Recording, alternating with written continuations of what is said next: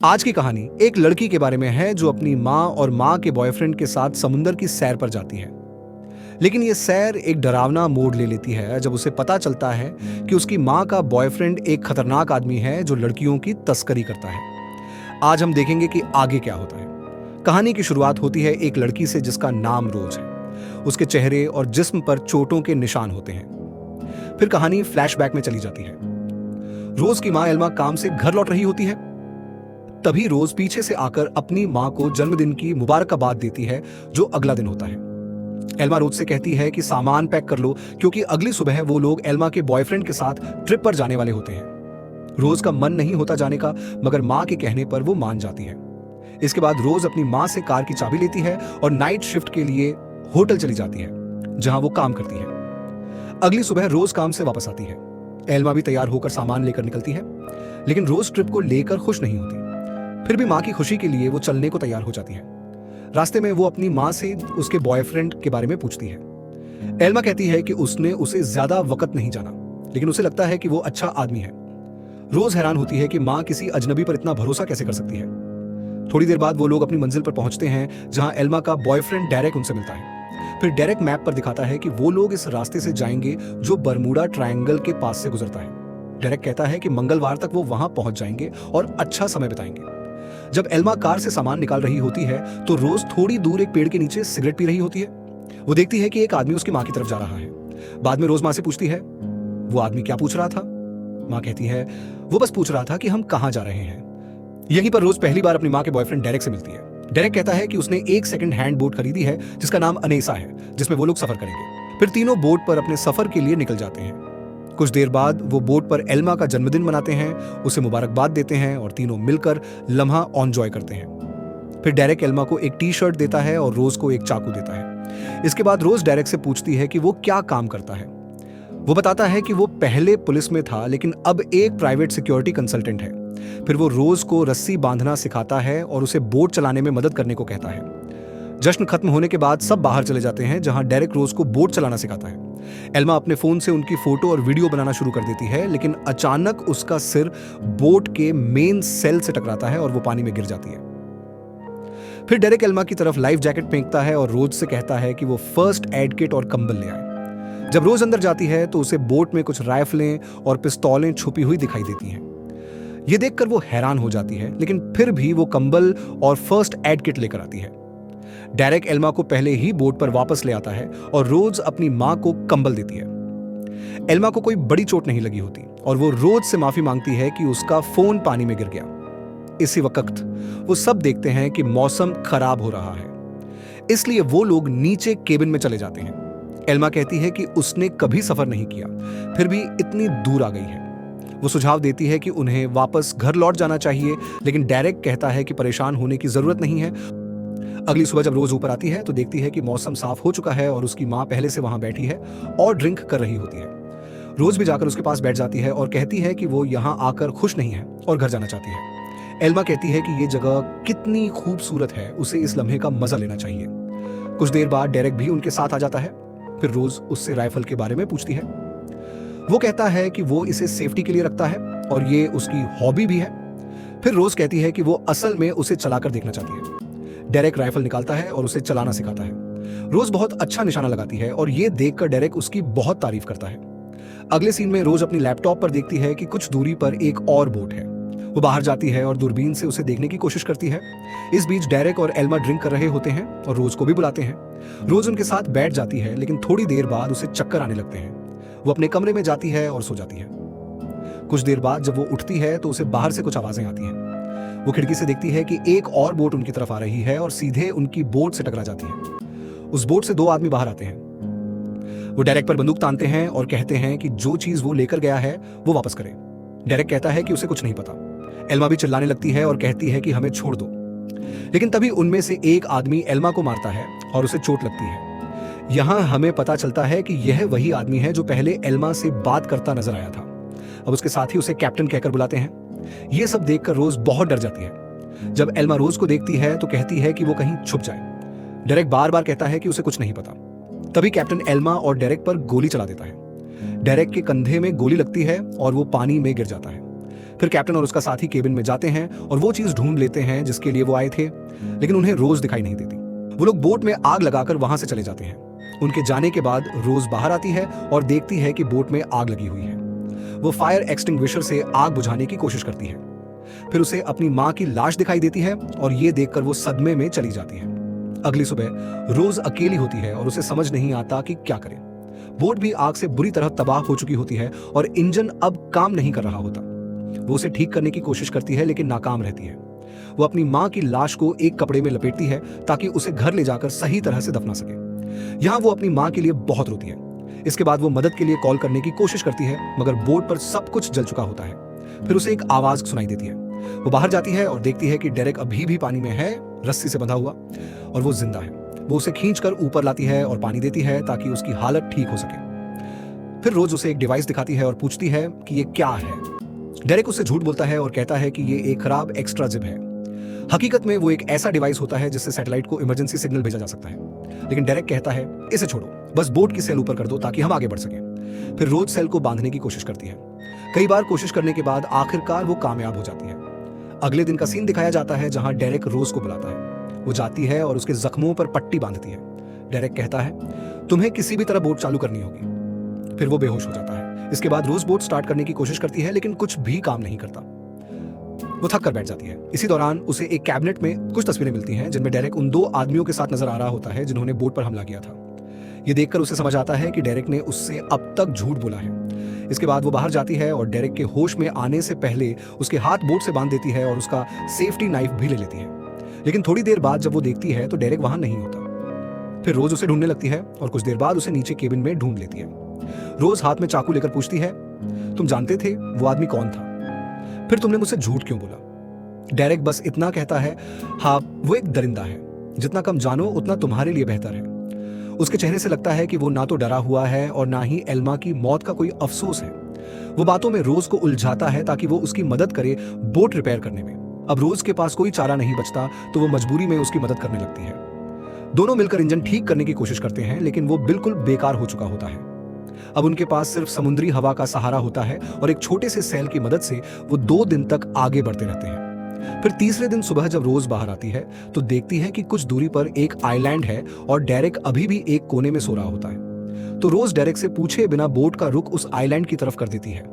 लेकिन बोट सिर्फ एक सेल से किनारे तक नहीं पहुंच पाती, इसलिए वहां तक पहुंचने के लिए वो एक राफ्ट का सहारा लेते हैं।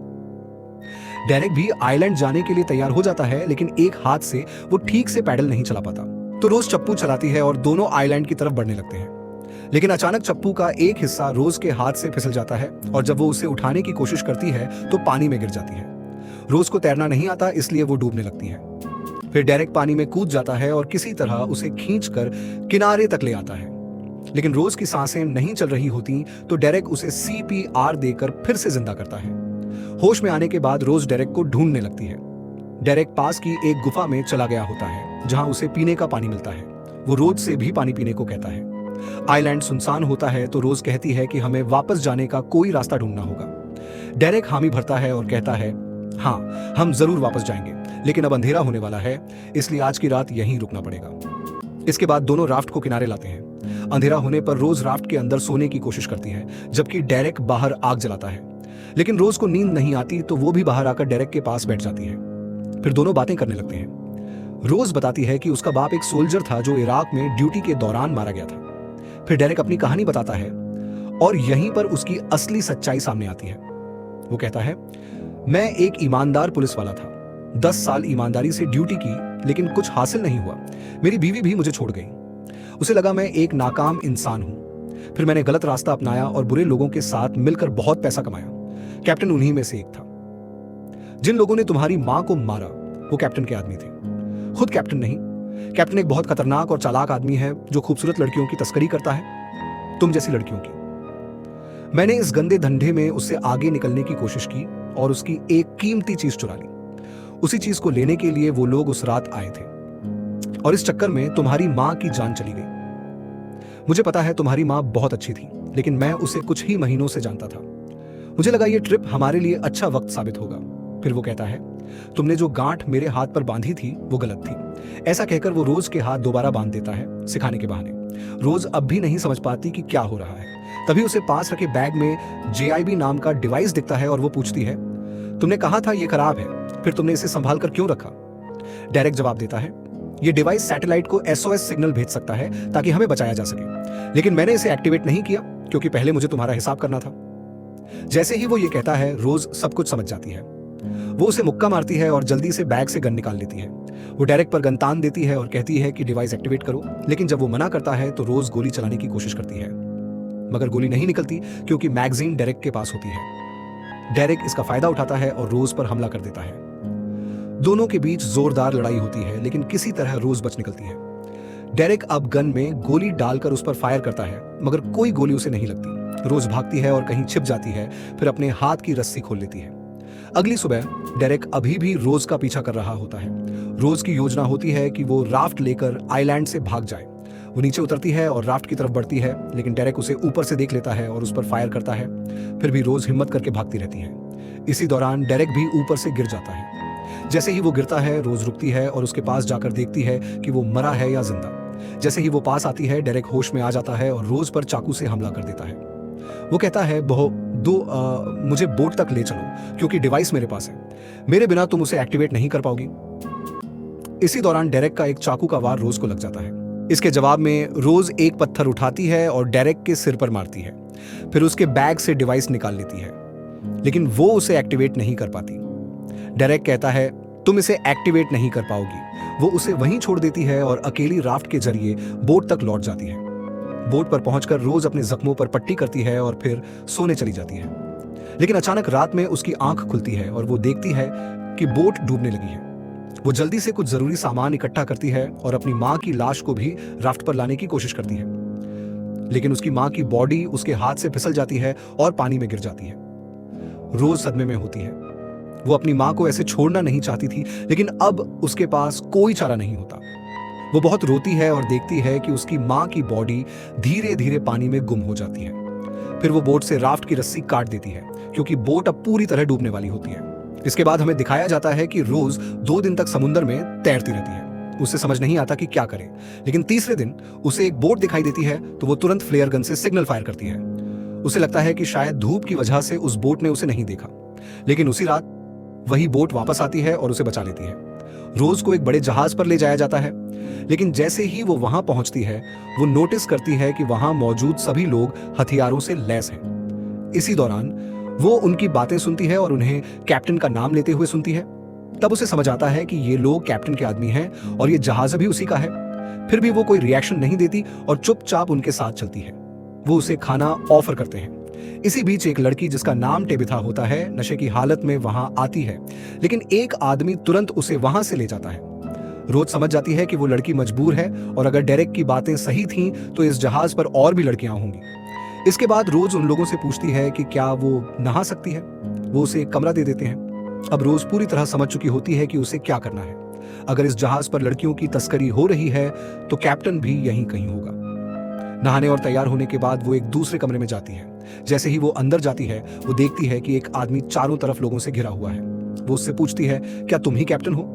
वो जवाब देता है, हाँ मैं ही हूं। रोज उससे बातें करने लगती है और धीरे धीरे उसके करीब जाती है। फिर जैसे ही उसे मौका मिलता है, वो कैप्टन के सिर पर वार करती है और उसे मार डालती है। इसके बाद वो वहां से निकलती है और एक और कमरे में जाती है जहां उसे टेबिथा मिलती है। वो उससे मदद मांगती है। इसी दौरान कैप्टन के आदमियों को उसकी लाश मिल जाती है और वो सब चौकन्ने हो जाते हैं। वो रोज को पूरे जहाज में ढूंढने लगते हैं। रोज टेबिथा से पूछती है, जहाज पर हथियार कहाँ रखे हैं? टेबिथा बताती है, बहुत सारे गन इंजन रूम में रखे हैं और मेरी तरह कई लड़कियां यहां बंद हैं, लेकिन वो अब भी तुम्हारी मदद नहीं कर पाएंगी। उन्हें नशे में रखा गया है। फिर रोज उस कमरे से निकलती है और इंजन रूम की तरफ जाती है। वहां उसे एक बंदूक मिलती है। तभी एक आदमी अंदर आता है और उसे देख लेता है, लेकिन रोज उसे गोली मार देती है और वो मर जाता है। वहां से वह लड़कियों को बचाने के लिए आगे बढ़ना शुरू कर देती है और कप्तान के रास्ते में आने वाले सभी आदमियों को एक एक करके मारना शुरू कर देती है।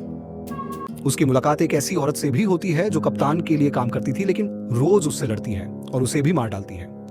फिर उसका सामना कप्तान के सबसे ताकतवर आदमी से होता है, जो उसका गला पकड़ लेता है और उसे पीटना शुरू कर देता है, लेकिन वह किसी तरह बच निकलने में कामयाब हो जाती है और आखिरकार उसे गोली मारकर मौत के घाट उतार देती है। उसके बाद वह एक दरवाजा खोलती है और अंदर बहुत छोटी लड़कियों को बंद देखती है।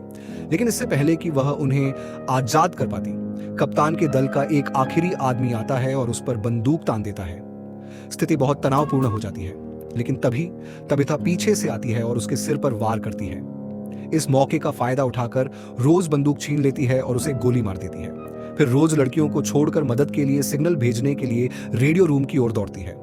लेकिन रास्ते में उसका सामना एक और आदमी से होता है और वो डेरेक है। रोज चौंक जाती है और पूछती है, तुम तो उस द्वीप पर मर चुके थे, तुम यहां कैसे पहुंचे? डेरेक जवाब देता है, मैंने तुम्हारी जानकारी देकर कप्तान के साथ एक समझौता किया। मैंने उस द्वीप से भागने के लिए उस डिवाइस का इस्तेमाल किया। वह उसे मारना शुरू कर देता है और कहता है, मेरा पहले से ही कप्तान के साथ एक प्लान था और अब तुम्हें कोई नहीं बचा सकता। यह सुनकर रोज हंसना शुरू कर देती है और कहती है, मैं तुम्हारे कप्तान को पहले ही मार चुकी हूं। यह सुनकर डेरेक उसे जोर से मारता है और सीढ़ियों से नीचे फेंक देता है। वह बंदूक लेकर वापस आता है, लेकिन जब तक वह पहुंचता है रोज भाग चुकी होती है। वह उसे ढूंढने के लिए खून के निशान का पीछा करना शुरू कर देता है। लेकिन जैसे ही वह एक जगह पहुंचता है, रोज उस पर एक केमिकल छोड़ती है जिससे डेरेक गिर जाता है। फिर रोज वही चाकू लेती है जो डेरेक ने उसे एक बार दिया था और उसे उसकी छाती में घोंप देती है। आखिरकार उसे मार देती है। अब थकी हुई और खमी रोज बैठ जाती है। कप्तान के सभी आदमी मारे जा चुके हैं। तभी तबिता उसके पास आती है और कहती है, मेरे साथ आओ, मुझे तुम्हें कुछ दिखाना है। रोज उसका पीछा करती है और देखती है कि जहाज एक बंदरगाह की ओर जा रहा है। सभी लड़कियां बहुत खुश हो जाती हैं। अब वे अपने घरों को वापस जा सकती हैं। जब वे बंदरगाह पहुंचते हैं तो पुलिस स्थिति को संभाल लेती है। फिर कहानी वहीं आ जाती है जहां से शुरू हुई थी। रोज एक पुलिस अफसर को यह पूरी कहानी बता रही है। अफसर उसकी तारीफ करता है और कहता है, सभी लड़कियों को उनके घर वापस भेज दिया गया है, अब तुम्हें भी घर भेजा जाएगा। लेकिन रोज उदास और टूटी हुई कहती है, मैं वापस नहीं जाना चाहती, अब मेरे लिए वहां कुछ नहीं बचा है। अफसर जवाब देता है, लेकिन तुम्हारा एक भविष्य है, एक ऐसा भविष्य जिसे तुमने लड़कर कमाया है। यह सुनकर रोज एक नई जिंदगी शुरू करने की हिम्मत जुटाती है।